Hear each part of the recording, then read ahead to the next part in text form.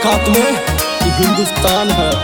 भारत देशवा पे नजर गड़ाइबे त जान से अपना जाइबे रे साना की जे भेजा बन गोली बारूद बरसाए लागे।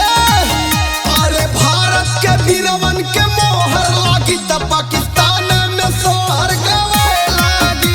अरे अर्मिला भरवन के मोहर लागी त पाकिस्तान में सोहर गवाए लागी। पूरा हिंदुस्तान तार बाप बन जाइए बेटा। Music by Krishna ji.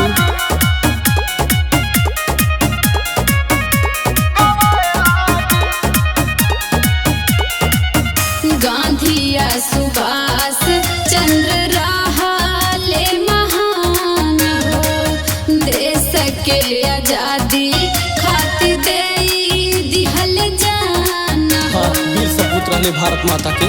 सुना ए करतानी सचेत बात माना सरे हथियावेला जमीन जानी ठाना सरे। सुना जंग आजादी छिड़ी बाबू खूनावा के नदी या बहाएला। आजो जो अरे भारत के वीरवन के मोहर लागी त पाकिस्तान में सोहर गवाए लागी। अरे अर्मिला भरवन के मोहर लागी त पाकिस्तान में सोहर गवाए लागी। अरे चीन जापान तू इन लोगन थोड़ा सजग होके रहना त मामा कहले में टाइम ना लगी बेटा।